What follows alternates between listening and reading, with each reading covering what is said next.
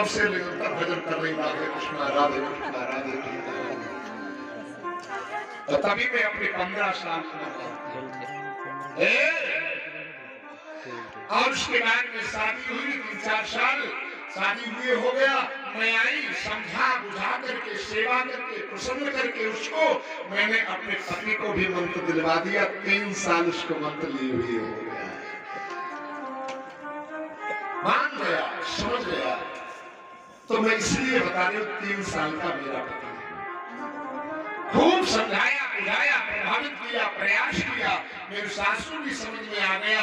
6 महीने से सासू ने भी मंत्र ले लिया, इसीलिए उनकी उम्र 6 महीने।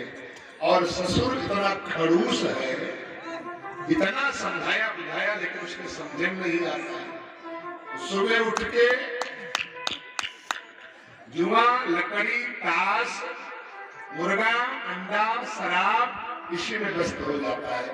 पास पड़ोस की निंदा बुराई इधर उधर उधर की इधर, गाय बछड़ा भैंस के नीचे भैंस पड़वा गाय के नीचे, उसकी लड़ाई करवाना उसकी झगड़ा करवाना उसका उसमें करवाना उसका उसमें करवाना, किसी को टिकने नहीं देता। ये ससुर का काम है। और सुबह निकल लेता है रात को भरा। आज भी आपको बताऊं मंत्राओं की कमी नहीं है दुनिया में, मंत्राओं की कमी नहीं है। और ऐसी मंत्राओं से बहुत सावधान रहना चाहिए। कई माताएं कथा में आती हैं तो 3 घंटे के लिए उधार और मंत्राएं घरों में पहुंच जाती होंगी। कई पुरुष कथा में आते हैं लेकिन मंत्राएं उनके घर में पहुंच जाती होंगी। पतियों पत्नी को भड़काने के लिए, बेटे को भड़काने के लिए, बहू को भड़काने के लिए मंत्राएं घर में। क्या बात है, आज तुम्हारी सास ने बोली सास को यज्ञ करने कथा करने गई है। अरे बोले वाह, आज के रोज जाती। मंत्रा कहेगी धन्य है बताओ, 6 महीना अभी तुम्हें शादी के नहीं हुआ, महीने भर शादी हुआ और नई अकेली बहू छोड़ के वही हुआ जग्गू करने चली गई। अरे को ऐसा होना चाहिए था, नहीं करना चाहिए तो बताइए। बहू का पारा गरम भरते भरते भरते मंत्रा का काम करके चली गई। और कई बहुएं यदि आ जाए या मायके चली जाए, क्या बात है अपने आप ऐसी सर्दी में लालुआर कर रही काम कर बहू का। अरे बहू तो वही है। अरे क्या हो गया इस बहू को, तुम्हारी बहू दूसरे दिन मायके में बैठी रहती है, बूढ़ी सास ससुर घर में कोई काम करने वाला नहीं और उसको मिलता सूझता है, बार बार मिलके जाती बात बस समझ में नहीं आती। अब सास का पारा गर्म होने लगा, कहने से कैसे दीवारे बार बार कहने से दीवारे चल जाते। ऐसे बाप बेटे में भी झगड़ा करवा देते, लड़ाई करवा देते, पड़ोसी में झगड़ा करवा देते, लड़ाई करवा देते। धन्य है कई लोग ऐसे लड़ाई झगड़ा करवाते, जिंदगी में जब तक रहते तब तक परेशान करते, मरने के बाद हम परेशान करते। एक बार एक गांव में एक पंडित जी थे, पंडित जी को कहना किसी दूसरे का है। पंडित जी ने कभी किसी का एक होने ही नहीं देते थे और संयोग से उनका शादी वादी भी नहीं, बच्चा भी कोई नहीं। और जब मरने लगे तब जो है गांव के लोगों को बुलाया और कहा भाइयों मेरी एक अंतिम इच्छा है। बोले क्या इच्छा है? गांव के लोगों से कहा है कि इस मुंह ने बहुत उल्टा सीधा बोला है, क्या बताऊं, बहुत भला बुरा कहा है, बहुत लड़ाई झगड़ा करवाया सबका, किसी को सावधानी से रहने नहीं दिया जब तक रहे। और आज मरने जा रहे हैं, जब मैं मरने लगे मर जाऊं तो मरने के बाद में इस मुंह ने उल्टा सीधा तुम लोगों को कहा, इसमें एक लकड़ी का खूंटा बनाकर ठोक देना, ये इसकी सजा है। और इतना कह के मर गए। गांव के लोगों ने कहा यार पंडित जी थे, गांव के बूढ़े बड़े थे और इनके कोई था भी नहीं आगे पीछे और पंडित जी की अंतिम इच्छा है तो चलो मर गए हैं तो पूरी कर दो। लोगों ने कहीं से लकड़ी ला करके छोटा बना करके ठोक दिया और ठोकने के बाद में उनकी टिकटी बनाई, बना करके कपड़े से बना कर बांध करके लेकर के चले गए। चल दिए 5 लोग साथ में, पैदल चलते हुए जा रहे हैं। गांव के लोग रास्ते में पड़ गया थाना मदनापुर। पुलिस वालों ने देखा, मैंने ये कौन कहाँ? बोले पंडित जी थे हमारे गाँव के, यार मर गए। मर गए? बोले क्या? बोले ये ऊंचा ऊंचा क्या दिखाई पड़ रहा है इनके मुंह के पास में? बोले ये इनकी अंतिम इच्छा है। बोले कैसी अंतिम इच्छा? बोलो, रखो। देखा, खुलवाया, उसमें क्या लकड़ी का फूंका ठोका हुआ। पुलिस वालों ने कहा तुम लोगों ने मिलकर मार डाला, बता रहे हो बहाना, इनकी अंतिम इच्छा कोई ऐसी इच्छा करेगा? चलो मिट्टी को रखो, इसका पोस्टमार्टम होगा और तुम सारे लोग चलो जेल कर लो। गांव के लोगों ने कहा है पंडितवा जब तक जिंदा रहा तब तक हड़ा, मरने के बाद हम सबको जेल कर निकालो। तो कुछ लोग ऐसे होते हैं जब तक जीते हैं तब बहुत परेशान करते हैं, और मरने के बाद में भी ऐसे कई लोग हैं जो लड़ाई झगड़ा उनका कोई काम ही नहीं है, दिन रात यही काम है, यहाँ बैठे वहां किया, उसका लड़ाई झगड़ा करवाया, वहां उसका चलो चलो हम करवाएंगे, क्या करवाने पूरे पूरी ताकत से सहयोग करेंगे, चलो चलो तो हिम्मत करवा दो। कोई बंदा है काजल हवा लाओगे या यज्ञ है कोई करवा लाओगे? हो सके झगड़ा को किनारे करना चाहिए, समाप्त कराना चाहिए, झगड़ा को नष्ट कराना चाहिए, बढ़ाने का प्रयास नहीं करना। मैं निवेदन कर रहा था माताओं बहनों भाइयों, उम्र वही है सार्थक जो उम्र भगवान की सेवा में लग जाए। संत ने कहा कि ये हो गया चलो, लेकिन आपने बासी कैसे कहा? तो सज्जन महिला ने कहा स्वामी जी बासी इसलिए कहा, आप संतों के मुंह से शास्त्रों में मैंने सुना है इस जन्म में दान न किया जाए और फिर भी यदि खाने को मिल रहा है तो समझ लेना पिछले जन्म वाला मिल रहा है, क्योंकि इस जन्म वाले मैंने तो कुछ किया नहीं। 3 साल मुझे ससुराल में यहाँ आए हुए हो गया, इसमें इस घर में हवन नहीं होता, पूर्ण नहीं होता, तीर्थ यात्रा नहीं कोई जाता, और कभी किसी को दान मैंने देते हुए देखा ही नहीं, दिया ही नहीं जाता, फिर भी सबको खाने को मिल रहा है।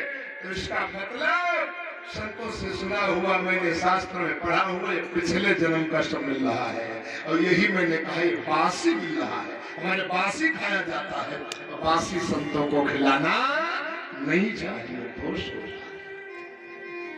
मैं निवेदन कर रहा था हमारे 4 धर्म बताए गए, धर्म के 4 चरण, और कलयुग में केवल और केवल एक चरण के ऊपर धर्म रुका हुआ है।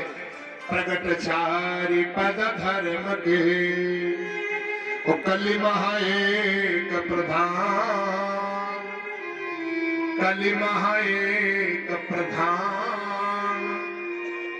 एक प्रधान कौन? एन केन विधि दीने दान करे कल्याण, एन केन विधि दीने दान करे कल्याण। अब अच्छा एक बात और बताऊं आपको, प्रधान जी सामने बैठे तो ये भी याद आ गया, कलिमा में एक प्रधान।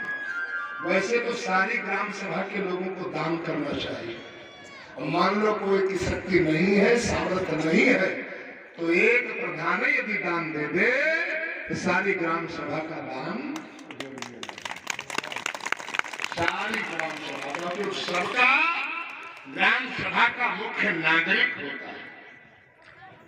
जैसे हमारे प्रधान जी कर भी रहे हैं और भी करते चले आ रहे हैं, बहुत बहुत साधुवाद, धन्यवाद। तो कहीं कहीं तो करते नहीं, बहाना बनाते, सब खा जाते हैं, सब चाट जाते हैं।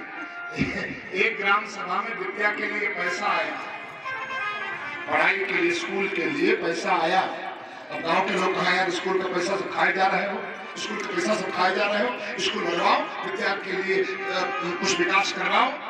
विकास विद्या के लिए क्या? पैसा तो आया है, नहीं आया है, प्रधान के लिए आया, प्रधान के लिए। तो लोगों ने कहा प्रधान के लिए कैसे? विद्या के लिए दिया गया, जनता के लिए दिया गया। तो प्रधान बड़ा होशियार था, बुद्धिमान था, उसने कहा जाओ स्कूल में जाकर के देखो क्या लिखा है, स्कूल में जाकर के देखो क्या लिखा है। तो स्कूल में लिखा था एक संस्कृत का सूत्र, विद्या धनम सर्व धनम प्रधानम, विद्या धर्म सर्व धनम प्रधानम। गांव के लोगों को लाकर के खड़ा कर दिया, देखो क्या लिखा है, स्कूल में क्या लिखा है, क्या लिखा है, विद्या धर्म सर्व धनम प्रधानम। हाँ लिखा तो है। अब गांव के लोग गंवार पढ़े लिखे थे, इसका मतलब तुम जानते हो हम तो नहीं जानते प्रधान जी। और इसका मतलब विद्या धर्म सर्वधर्म प्रधान, विद्या के लिए आया हुआ धन सारा धन प्रधान का होता है। और हाँ ये तो अब विद्या धर्म सर्वधर्म प्रगट चार पद धर्म के कलिमा एक प्रधान एन केन विधि। वो कहते हरे इतना डूब करके रखा है, इतना घसोट करके रखा है, इतना चला करके रखा है, ये नहीं। उस राशि कहते एन केन विधि दान करे कल्याण। वो दान आपके अपराध को नहीं, लेकिन दान आपकी बुद्धि को, दुर्बुद्धि को सद्बुद्धि में बदल देता है, भावना बना देता है दान करने का। ऋतंभरा जी को आपने सुना होगा। ऋतंभरा ने एक बार अपनी लीला बचपन की बताई, मेरे आंखों में आंसू आ गए। उन्होंने कहा महाराज जी इतना बड़ा वात्सल्य ग्राम का सुंदर नगर बसाया है वृंदावन में, पूरा वृंदावन में। ऋतंभरा ने शादी नहीं की, लेकिन अनेक बच्चे हैं, अनेक बच्चे और ऐसे बहुत साधारण घर से जन्मी हुई है। बता रही थी एक बार कि मेरे घर में कुछ एक बार महात्मा लोग आए कुछ, और तो मम्मी ने कहा कि सारे लोग दे रहे हैं तो आप भी किसी को देकर के जाइए, आप भी देकर के आइए, कुछ दीजिए, जाकर देना चाहिए, देने से मिलता है। तो मेरी माँ के आंखों में आंसू आ गए। मैंने कहा मैं भी दूंगी, ये सारे लोग दे रहे, मैं भी दूंगी। मेरी माँ के आंखों में आंसू आए। मेरी माँ के पास में ऐसी कोई व्यवस्था नहीं थी जो दे सकती। थोड़ी सी मिट्टी निकाल करके हमको दी, उठा करके, और कहा जाओ इस मिट्टी को लेकर के जाओ और इस संतों के झोले में डाल करके आओ, दान करें। आंखों में आंसू आ गए। माँ की मिट्टी को देखा, लेकिन आज हमारे पास में मिट्टी है तो मिट्टी का दान करेंगे, मिट्टी का दान करेंगे। और जब परमात्मा धन संपत्ति देगा तो उसकी व्यवस्था करेगा, तो भी दान करना, लेकिन दान करने की आदत मत तोड़ो, आदत बनानी चाहिए। दान करने की आदत, जो जिसकी शक्ति सामर्थ्य होती है उसके अनुसार सेवा करना चाहिए, व्यवस्था करना चाहिए। दान का बहुत बड़ा महत्व है।